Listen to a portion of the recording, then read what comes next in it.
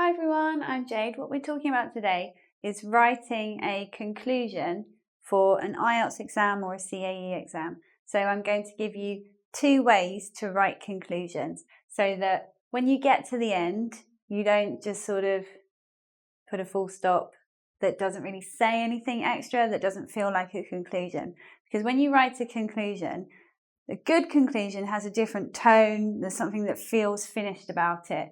And more generally, your conclusion should be your last chance to impress, to show that examiner all that English that you know and how fluent you are when you're writing in English. And you should leave the reader with an additional thought in the end, ideally, when you're writing a conclusion. So let's look at a typical IELTS kind of question. Some people think that parents should teach their children to be good members of society. However, others believe school is the best place to learn this. And then the IELTS question will say, share your experience and give reasons for your answers. So let's imagine that you've already written your essay. So how do you begin your conclusion? The first way I'm going to tell you, I'm going to call it the as I have discussed conclusion. And there are 3 parts to writing this conclusion. And I'm giving you the structure so that you can see how you can put a conclusion together just by putting different pieces in there. And now this is great for an IELTS essay. It's not a super imaginative kind of conclusion that would be great at university, but for IELTS it's good for IELTS. So here are the 3 parts for this conclusion. As I have discussed, then however sentence with I, or using your subjectivity basically, and then making a moral or social observation in the first conditional. So let's have a look.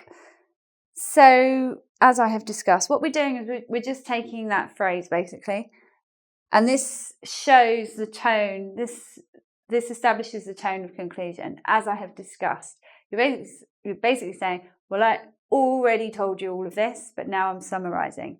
As I have discussed, there are advantages and disadvantages to the question. I've shown both sides of the argument. You could just learn that. You could learn that whole phrase to begin a conclusion. What do you follow it with? You follow it with a however sentence. So there may be advantages and disadvantages, but there's a catch. However, I think parents should be responsible for teaching children to be good members of society. So this is you saying, yeah, I see both sides. This is good about it. That's good about the other side. But, for me, and in my opinion, because now we're using your subjectivity by saying I think, you can finally make your position clear, make your position known. Maybe in the rest of the essay, this is a discursive essay, you've been showing both sides of the argument. But if you write your essay in a way where you don't use I think, I believe in the rest of the essay before, it can be quite powerful just to use I think once at the end in your conclusion. So again, however, I think parents should be responsible for teaching children to be good members of society. That bit's done. What do we do next? Well, sometimes people like to end essays by giving a grand statement about morals and the world. So you can also do this in your IELTS exam. And this is what I'm talking about when I say make a moral or social observation, to do with the question, of course, not just a general one. So here's an example. If children are taught to be good members of society, the world will be a better place. So it's in the first conditional because we've got if, then we've got the past simple followed by a clause with will. You can use that conditional structure in your essay, in your conclusion. I think that's good because you're showing the examiner you know how to write conditionals. So because these essays are marked on your style, but also your grammar when you're writing English, displaying a range of structures, it's good to write this moral or social observation in a conditional. So that was the first way you can write a conclusion. When we come back, I'm going to show you the second way you can write a conclusion for IELTS or CAE. Let's have a look at the second way to write a conclusion for your IELTS or similar discursive essay. So in this conclusion, we have a different structure to follow. First of all, you can make a subjective opinion statement. What do I mean by subjective? That basically means using I. As I mentioned, you should not really use I think all the way through your essay, but it's okay to use it just in the conclusion for impact. Then you include a sentence or statement with the most important reason is blah, blah, blah. And then, again, you make a moral or social observation. And this time, if you want, you can use the second conditional, and I'll show you. So let's have a look. A subjective opinion statement.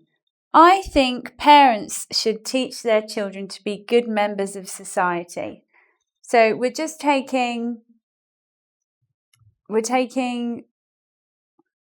you know, there are two sides to this question. There's parents should teach their children to be good members of society, and there's school should teach their children to be good members of society. So now you just show us what you think. I think parents should teach their children to be good members of society. That bit's done. Now we need to do the statement with the most important reason. So you've already given your reasons for this in the main body of your essay. Now you just elaborate and tell us a little bit more about which reason you think is the most persuasive reason or the most important reason. For example, the most important reason is because parents can share their life experience with their children. There I'm implying that maybe school teachers can't do this. This bit's done. And then, again, a moral or social observation. We're using the second conditional this time. We use the second conditional to talk about imagined situations. So that means hypothetical situations. And it's different because we are using would and we're using the bare infinitive of the verb. And in the first clause, we're using past simple. So let's read that last one.